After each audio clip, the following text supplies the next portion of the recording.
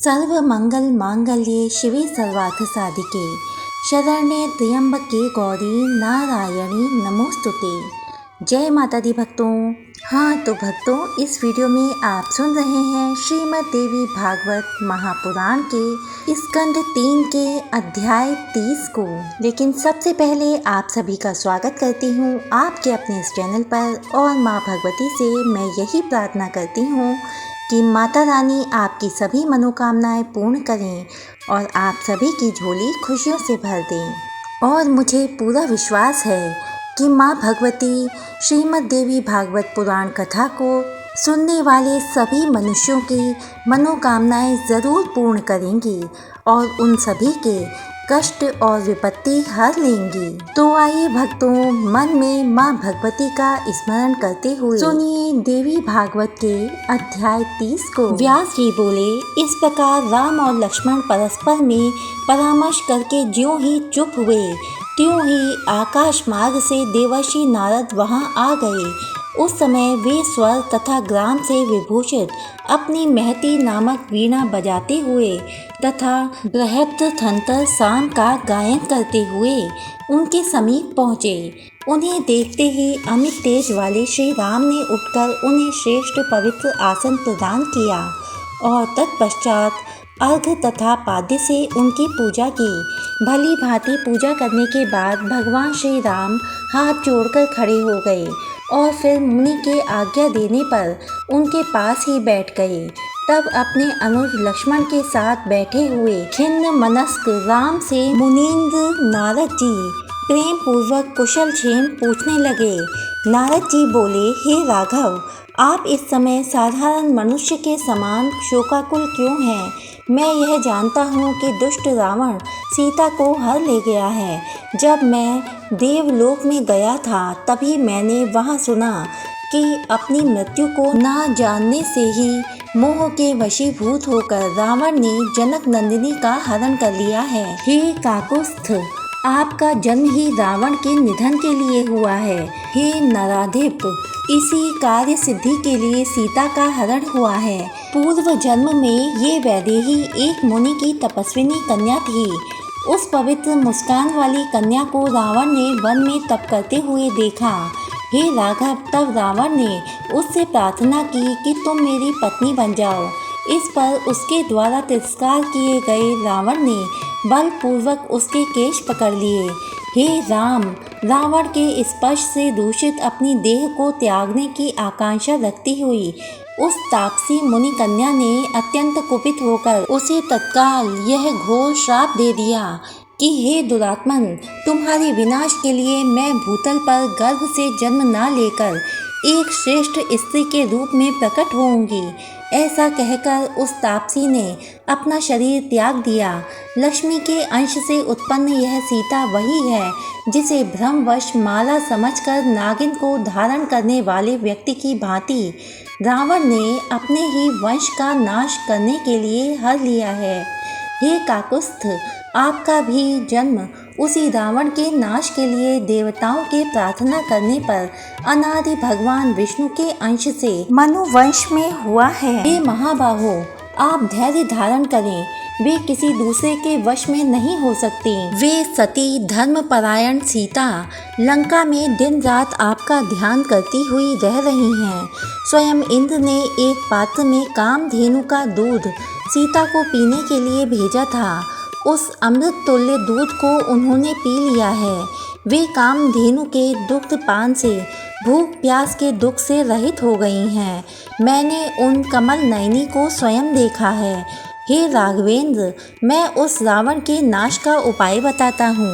अब आप इसे आश्विन मास में श्रद्धापूर्वक नवरात्र व्रत कीजिए। हे राम, नवरात्र में उपवास तथा जप होम के विधान से किया गया भगवती पूजन समस्त सिद्धियों को प्रदान करने वाला है। देवी को पवित्र बलि देकर तथा दशांश हवन करके आप पूर्ण शक्तिशाली बन जाएंगे। पूर्व काल में भगवान विष्णु, शिव, ब्रह्मा तथा स्वर्गलोक में विराजमान इंद्र ने भी इसका अनुष्ठान किया था। हे राम, सुखी मनुष्य को इस व्रत का अनुष्ठान करना चाहिए और कष्ट में पड़े हुए मनुष्य को तो यह व्रत विशेष रूप से करना चाहिए। हे काकुस्थ, विश्वामित्र, भृगु, वशिष्ठ और कश्यप भी इस व्रत को कर चुके हैं, इसमें संदेह नहीं है। इसी प्रकार हरण की गई पत्नी वाले गुरु बृहस्पति ने भी इस व्रत को किया था। इसलिए हे राजेंद्र, रावण के वध तथा सीता की प्राप्ति के लिए आप इस व्रत को कीजिए। पूर्व काल में इंद्र ने वृत्रासुर के वध के लिए तथा शिव ने त्रिपुर दैत्य के वध के लिए यह सर्वश्रेष्ठ व्रत किया था। हे महामते, इसी प्रकार भगवान विष्णु ने भी मधु दैत्य के वध के लिए सुमेरु पर्वत पर यह व्रत किया था। अतः हे काकुस्थ, आप भी आलस्य रहित होकर विधि पूर्वक यह व्रत कीजिए। श्री राम बोले, हे दयानिधि, आप सर्वज्ञ हैं, अतः मुझे विधि पूर्वक बताइए कि वे कौन देवी हैं, उनका प्रभाव क्या है, वे कहाँ से उत्पन्न हुई हैं, उनका नाम क्या है तथा वह व्रत कौन सा है। नारद जी बोले, हे राम सुनिए, वे देवी नित्य सनातनी और आद्य शक्ति हैं। वे संपूर्ण मनोरथ पूर्ण कर देती हैं और अपनी आराधना से सभी प्रकार के कष्ट दूर कर देती हैं। हे रघुनंदन, वे ब्रह्मा आदि सभी देवताओं तथा समस्त जीवों की कारण स्वरूपा हैं। उनसे शक्ति पाई बिना कोई हिलडुल सकने में भी समर्थ नहीं है। वे ही मेरे पिता ब्रह्मा की सृष्टि शक्ति हैं, विष्णु की पालन शक्ति हैं तथा शंकर की संहार शक्ति हैं। वे कल्याणमयी पराम्बा अन्य शक्ति रूपा भी हैं। इन तीनों लोकों में जो कुछ भी कहीं भी सत या असत पदार्थ हैं, उसकी उत्पत्ति में निमित्त कारण इस देवी के अतिरिक्त और कौन हो सकता है। इस सृष्टि के आरंभ में जब ब्रह्मा, विष्णु, शिव, सूर्य, इंद्र आदि देवता, पृथ्वी और पर्वत आदि कुछ भी नहीं रहता, तब उस समय वे निर्गुणा कल्याणमयी परा प्रकृति ही परम पुरुष के साथ विहार करती हैं। वे ही बाद में सगुणा शक्ति बनकर सर्वप्रथम ब्रह्मा आदि का सृजन करके और उन्हें शक्तियाँ प्रदान कर तीनों भुवनों की सम्यक रचना करती हैं। उन आदि शक्ति को जानकर प्राणी संसार बंधन से मुक्त हो जाता है। विद्या स्वरूपा, वेदों के आदि कारण, वेदों को प्रकट करने वाली तथा परमा उन भगवती को अवश्य जानना चाहिए। ब्रह्मादि देवताओं ने गुण कर्म के विधान के अनुसार उनके असंख्य नाम कल्पित किए हैं। मैं कहाँ तक बताऊँ हे रघुनंदन। अकार से लेकर छ पर्यंत सभी स्वरों तथा वर्णों के संयोग से उनके असंख्य नाम बनते हैं। श्री राम बोले, हे देवर्षि, इस नवरात्र व्रत का विधान मुझे संक्षेप में बताइए। मैं आज ही श्रद्धा पूर्वक श्री देवी का विधिवत पूजन करूँगा। नारद जी बोले, हे राम, किसी समतल भूमि पर पीठासन बनाकर उस पर भगवती जगदम्बिका की स्थापना करके विधान पूर्वक 9 दिन उपवास कीजिए। हे राजन, इस कार्य में मैं आचार्य बनूंगा, क्योंकि देवताओं के कार्य करने में मैं अधिक उत्साह रखता हूँ। व्यास जी बोले, नारद जी का वचन सुनकर प्रतापी श्री राम ने उसे सत्य मानकर तदनुसार एक सुंदर पीठासन बनवाकर उस पर अंबिका की स्थापना की। व्रतधारी भगवान श्री राम ने आश्विन मास लगने पर उस श्रेष्ठ पर्वत पर उन भगवती का पूजन किया। उपवास परायण श्री राम ने यह श्रेष्ठ व्रत करते हुए विधिवत होम, बलिदान और पूजन किया। इस प्रकार दोनों भाइयों ने नारद जी के बताए गए इस व्रत को प्रेम पूर्वक संपन्न किया। उनसे सम्यक पूजित होकर अष्टमी की मध्य रात्रि की वेला में भगवती दुर्गा ने सिंह पर सवार होकर उन्हें साक्षात दर्शन दिया। तदनंतर भक्ति भाव से प्रसन्न उन भगवती ने पर्वत के शिखर पर स्थित होकर लक्ष्मण सहित राम से मेघ के समान गंभीर वाणी में कहा। देवी बोली, हे राम, हे महाबाहो, इस समय मैं आपके व्रत से संतुष्ट हूँ। आपके मन में जो भी हो उस अभिलाषित वर को मांग लीजिए। आप पवित्र मनुवंश में नारायण के अंश से उत्पन्न हुए हैं। हे राम, देवताओं की प्रार्थना करने पर रावण के वध के लिए आप अवतरित हुए हैं। पूर्व काल में मत्स्य रूप धारण कर भयानक राक्षस का वध करके देवताओं के हित की इच्छा वाले आपने ही वेदों की रक्षा की थी।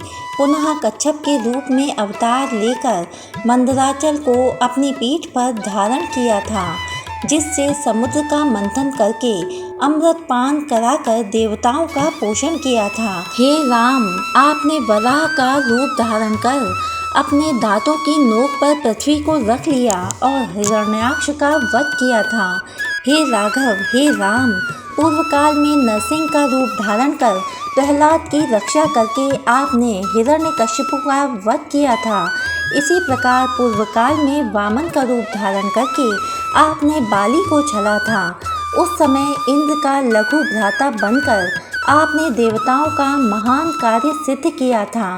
पुनः भगवान विष्णु के अंश से जमदग्नि के पुत्र परशुराम के रूप में अवतरित होकर क्षत्रियों का अंत करके आपने सारी पृथ्वी ब्राह्मणों को दे दी थी।